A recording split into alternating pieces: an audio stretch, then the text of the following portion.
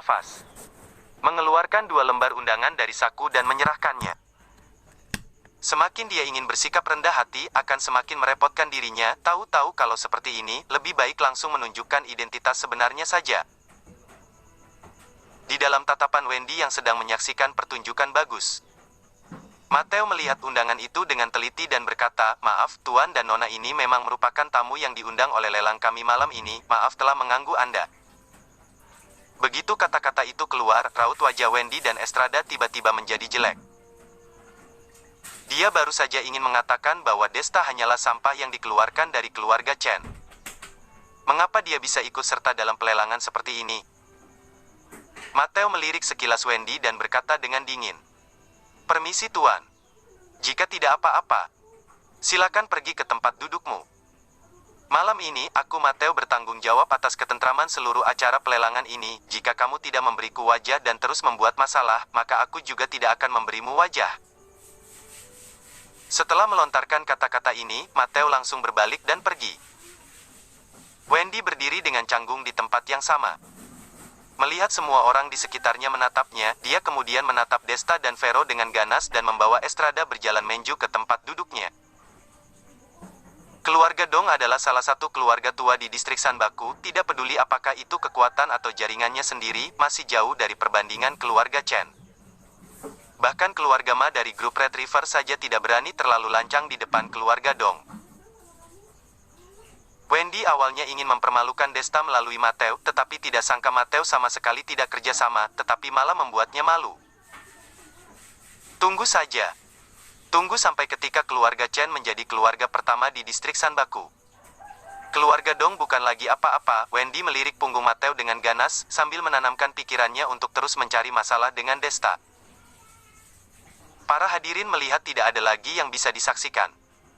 Jadi mereka semua mengambil tempat duduk secara berurutan.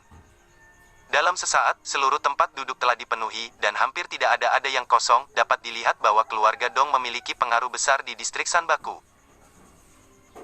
Para hadirin, lelang bintang laut yang disponsori oleh keluarga Dong akhirnya akan dimulai. Aku adalah pembawa acara lelang malam ini, Piero.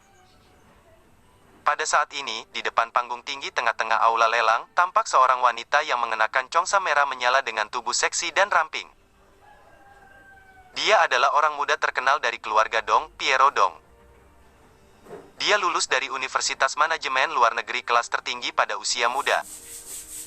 Dia kembali ke dalam negeri dan langsung mengambil alih perusahaan terbesar keluarga Dong dalam 1 tahun, dan hanya dalam 3 tahun, dia memimpin perusahaan ke tingkat yang lebih tinggi.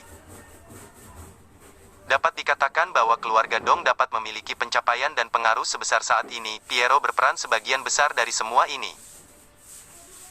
Dan yang mengejutkan adalah dia menjadi pembawa acara pelelangan malam ini. Ini dapat membuat banyak pria yang hadir tersenyum bodoh. Wendy jelas-jelas membawa Estrada bersamanya, tetapi sekarang dia masih menunjukkan senyuman mesum, dan air liurnya pun hampir mengalir turun. Kakak ini sangat cantik, Vero tidak bisa menahan untuk memuji ketika dia melihat Piero. Desta tersenyum dan berkata, "Dia hanya memakai make up. Usia dia lebih tua darimu, jadi dia terlihat lebih dewasa. Ketika kamu lulus dari universitas nanti dan memasuki dunia kerja selama 2 tahun, kamu akan lebih cantik daripada dia." Kakak Desta, kamu tidak usah mengatakan hal-hal baik untukku, aku memiliki pengetahuanku sendiri. Ketika Vero mendengar orang disayanginya memuji dirinya, dia tidak bisa menahan perasaan bahagia di hatinya. Melihat wajah cantik gadis itu memerah, dan kepalanya hampir terkubur di perutnya, Desta baru berhenti menggodanya. Tetapi apa yang dia katakan itu fakta. Vero memiliki fondasi yang sangat baik. Tetapi dia tidak pernah diperhatikan oleh keluarga Chen selama bertahun-tahun ini. Dan tidak pernah berpakaian dan berdandan dengan serius. Selain itu, dia juga sering dipukul dan dimarahi, tidak bisa makan makanan yang lezat, dan sebagian nutrisinya tidak tercukupi. Vero pasti bisa menjadi orang yang paling cantik di seluruh distrik Sanbaku selama dia merawat dirinya dengan baik untuk jangka waktu tertentu. Di dalam sela-sela pikiran, pelelangan telah resmi dimulai. Yang paling penting untuk pelelangan malam ini adalah liontin, bintang laut. Meskipun ada beberapa kaligrafi antik dan lukisan di depan untuk dilelang, itu semua adalah makanan pembuka sebelum makan besar. Hanya beberapa keluarga kecil yang akan mengajukan penawaran, dan selain beberapa keluarga besar dengan kekuatan yang sama dengan keluarga Dong, tidak ada yang berbicara. Desta tidak minat berpartisipasi dalam pelelangan sebelumnya, tetapi tepat setelah pelelangan sepasang kaligrafi dan lukisan selesai, Piero tiba-tiba berkata, tampaknya beberapa barang sebelumnya tidak membangkitkan minat semua orang, tetapi itu tidak masalah, barang benda selanjutnya pasti dapat menarik perhatian semua orang. Begitu kata-kata ini keluar, semua hadirin mengalihkan perhatiannya padanya. Piero bertepuk tangan. Dan dua anggota staf dengan hati-hati membawa nampan dari belakang, yang ditutupi dengan sehelai kain sutra merah, sehingga orang tidak bisa melihat apa yang ada di dalamnya. Namun dilihat dari pergerakan dua anggota staf tadi, barang ini seharusnya tidak terlalu ringan. Para hadirin semua, barang selanjutnya ini termasuk dalam kategori barang antik, tetapi tidak termasuk barang antik ortodoks, karena itu tidak berasal dari tempat pembakaran terkenal dalam sejarah, tetapi dia memiliki sejarah panjang. Piero bersiap untuk menghabiskan lebih banyak waktu untuk memperkenalkan hal yang misterius ini. Di bawah sudah ada seorang yang mendesak. Piero cantik, jangan lagi menggantung semua orang, benda apa di dalam sana? Cepat buka kainnya untuk dilihat. Benar, tidak usah basa-basi lagi, lebih baik kami melihatnya sendiri. Cepat buka, jika itu bagus, aku akan mulai menawar. Terjadi pendesakan terus-menerus, Piero senyum tenang di bibirnya, dan pandangannya menyapu sekilas seluruh hadirin di dalam ruangan. Dia sebenarnya sengaja menggantung semua orang untuk menambah daya tariknya. Benda di bawah kain sutra itu sebenarnya adalah sebuah pot porselen tua. Setelah penilaian dari pakar barang antik keluarga Dong, pot porselen ini jelas merupakan barang kuno, namun, dari teknik kil atau garis warna di atasnya tidak bisa mendapatkan informasi yang berguna. Ini sangat mengurangi nilai pot porselen itu, tetapi bagaimanapun, ini adalah barang antik beberapa tahun, dan tidak ada yang dapat menentukan bahwa ini adalah benda bobrok yang tidak berharga. Oleh karena itu, keluarga Dong baru memutuskan untuk meletakkan pot porselen ini di pelelangan. Ketika suasana di seluruh ruangan hampir sepenuhnya digantung, Piero baru membuka kain sutra merah itu. Ketika melihat pot tanah liat yang masih tertutup lumpur, semua orang terkejut dan ada keributan yang mulai memuncak. Orang yang bertanya sebelumnya berkata, "Piero cantik, berapa usia porselen ini? Tidakkah kamu menjelaskannya kepada kami?" "Benar, ini dari daerah mana? Apakah ada sertifikat? Bagaimana jika itu palsu?" "Aku rasa ini tidak mudah, kamu lihat saja tanah di atas, begitu dilihat saja sudah tahu bahwa tanah itu digali langsung dari tanah, bisa jadi ini adalah harta karun." Dalam diskusi, tangan putih Piero ditekan, mengarahkan semua orang untuk diam terlebih dahulu, dan kemudian berkata, "Tidak merahasiakan dari para hadirin, pot porselen ini tidak memiliki tahun dan sumber informasi yang jelas, karena bahkan Tuan Sun pun tidak bisa menilai dari mana asal-usul porselen ini." "Apa, bahkan Tuan Sun pun tidak dapat menilainya?" Ada kegemparan lagi di dalam ruangan. Karena Tuan Sun ini, yang bernama lengkap Arthur Sun, adalah pakar barang antik yang sangat terkenal di seluruh distrik Sanbaku. Sebagai tamu keluarga Dong, dia berspesialisasi dalam membantu keluarga Dong melakukan bisnis perhiasan dan barang antik.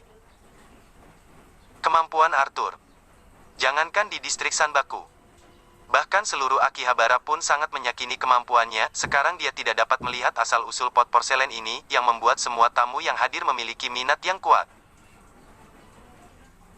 "Piero cantik, tidak ada informasi yang jelas tentang benda ini sekarang, bagaimana cara menawarnya?" beberapa orang bertanya. "Harga awal dari pot porselen ini adalah 400 juta rupiah, dan setiap kenaikan harga tidak boleh kurang dari 20 juta, Piero tersenyum halus. 400 juta? Tidak ada informasi apa-apa. Kamu masih berani menjual dengan harga 400 juta rupiah? Jika benda ini hanya urinoir kuno, aku menghabiskan 400 juta untuk membeli urinoir itu kembali, bukankah itu menandakan bahwa otakku bermasalah?" "Benar, kalau begitu bagaimana jika membiarkan pakar barang antik yang hadir di sini untuk melihatnya saja? Aku percaya pasti ada banyak ahli antik di sini." Masuk akal, orang rendahan itu juga tertarik pada penyaksian barang antik. Bagaimana kalau membiarkan orang rendahan itu untuk ikut menyaksikannya? Melihat adegan kacau di bawah panggung, Piero terus tersenyum dan menggelengkan kepalanya. "Para hadirin, jangan merepotkan aku lagi. Kami tidak akan memberikan benda-benda yang belum dilelang untuk dinikmati oleh kalian, meskipun informasi dari pot porselen ini tidak diketahui, itu tidak mempengaruhi bahwa itu barang antik. Karena ini adalah benda kuno, maka memiliki posisi yang indah, itu tergantung pada para tamu, apakah berani ikut bertaruh atau tidak. Setelah mengatakan ini, Piero mengetuk palu di tangannya dan berkata dengan suara keras, "Sekarang, penawaran akan dimulai, jika ingin ikut berjudi, sudah boleh mulai menawar." Begitu suara itu jatuh, seluruh hadirin tiba-tiba menjadi sunyi. Benar saja. Itu bukan langkah yang bijaksana untuk menghabiskan 400 juta dalam sesuatu yang tidak begitu jelas. Meskipun orang-orang yang hadir tidak kekurangan 400 juta, tetapi uang yang mereka dapatkan tidak datang dengan mudah, jika ingin menghabiskannya juga bukan dengan cara ini. Piero melirik seluruh hadirin dan menghela nafas ketika dia yakin tidak ada yang ingin menawar. Tepat ketika dia akan mengumumkan lelangan cepat, sebuah suara lembut datang dari sudut ruang, 500 juta. Wow! Pada saat mendengar suara itu, muncul keributan di dalam ruang lagi. Semua orang memusatkan mata mereka ke sudut ruangan, ingin melihat siapa si bodoh itu yang berteriak 500 juta itu. Vero juga melihat pria di sampingnya dengan terkejut, tidak mengerti mengapa Desta ingin menawarkan harga. Semua orang tidak terlalu suka dengan benda itu, tetapi Desta malah menawarkan harga apa yang dia pikirkan. Kakak Desta, Vero dengan hati-hati menarik lengan Desta. Desta tersenyum. Tidak masalah, aku punya pendapat sendiri. Sampai saat itu, semua orang di dalam ruangan bereaksi, dan Piero di atas panggung segera berkata dengan nafas lega. Seseorang telah menawar 400 juta, apakah masih ada orang yang ingin menawarkan harga lebih tinggi? Haha. Jangan-jangan orang ini sudah bodoh. Orang lain mulai melelang dari 400 juta, setiap penambahan harga tidak akan lebih dari 20 juta, tetapi dia malah menawarkan harga sebesar 100 juta, benar-benar kaya tetapi bodoh. Tidak perlu dikatakan lagi. Dia hanya ingin mencari perhatian orang dan memenangkan pujian saja. Dilihat dari posisi dia duduk di sudut sana saja tahu. Dia pasti bukan wakil dari keluarga besar, hanya dengan benda seperti ini yang tidak ada yang menginginkannya, dia baru bisa mengambil kesempatan ini untuk menunjukkan wajah. Masuk akal, tidak ada yang merebut dengannya atas benda ini, hanya menghabiskan 100 juta rupiah untuk pamer di depan begitu banyak keluarga besar di distrik Sanbaku, pasti sangat untung. Satu demi satu, suara ejekan terdengar, dan semua orang menatap Desta dengan tatapan sinis. Wendy hampir tertawa dan mati. Meskipun dia tidak tahu dari mana uang Desta berasal. Tetapi melihat dia seperti ini, dia terlihat seperti hanya ingin berpura-pura keras di luar saja, diperkirakan hanya ada 500 juta di sakunya. Pada saat ini, Piero di atas panggung sudah mulai menjatuhkan palu, 500 juta untuk pertama kali, 500 juta kedua kali, apakah masih ada yang ingin menawar? Jika tidak, pot porselen ini akan selesai. Tunggu sebentar, aku akan menawar 520 juta. Sebelum kata-kata Piero jatuh, tawaan sinis tiba-tiba terdengar. Begitu pandangan semua orang menyapu, mereka fokus pada Wendy, yang tidak jauh dari Desta. Ketika Desta melihat Wendy, dia sedikit mengernyit mengapa pria ini selalu suka bertentangan dengannya. Ketika dirinya membeli pot porselen yang tidak diinginkan siapapun, dia pun ingin muncul dan melawan dengannya, benar-benar terlalu membosankan. Seorang tuan menawarkan harga 520 juta. Apakah masih ada yang ingin menawarkan harga? Piero melirik Wendy, dan secara naluriah mengerti bahwa dia sengaja ingin bertentangan dengan Desta, jadi dia melihat langsung ke posisi Desta.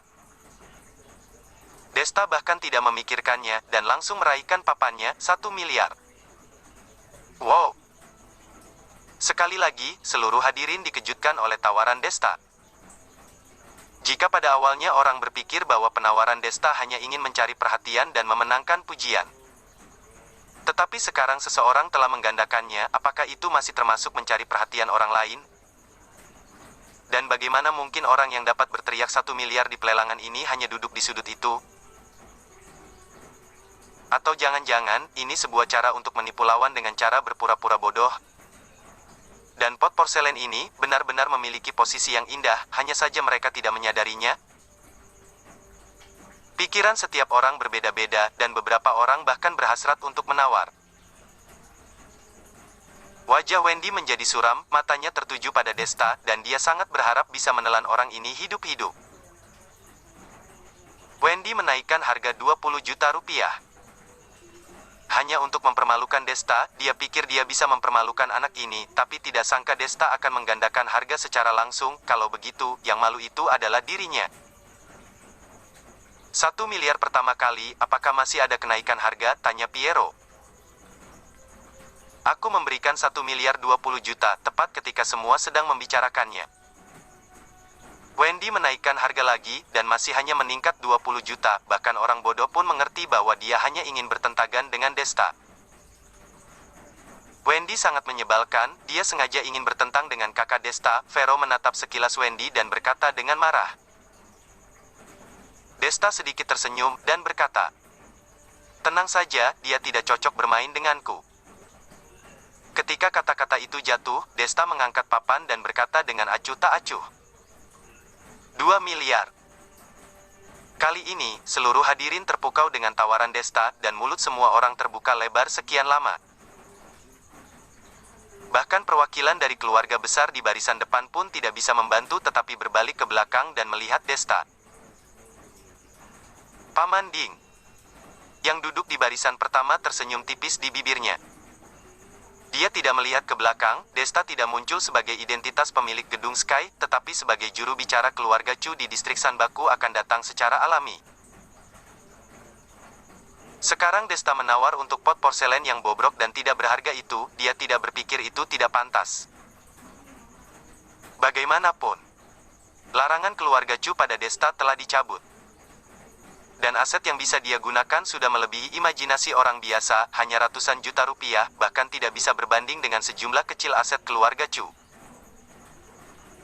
Piero di atas panggung terkejut dan tak bisa berkata apa-apa.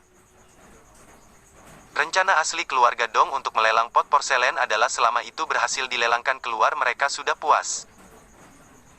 Sekarang harga telah dinaikkan menjadi 2 miliar rupiah oleh Desta, ini benar-benar jauh lebih tinggi dari ekspektasi mereka. 2 miliar. Tuan ini menawarkan 2 miliar. Apakah masih ada kenaikan harga? Perkataan Piero pun sedikit gemetar. Jika dia tidak tegas dan fokus kembali pada waktunya, takutnya dia akan menjelekkan dirinya sendiri. Wendy, jangan naikkan harganya lagi. Orang ini memang gila, kita tidak harus bersaing dengan orang gila ini. Di bawah panggung, Estrada melihat ekspresi ganas Wendy dan tidak bisa menahan untuk membujuknya.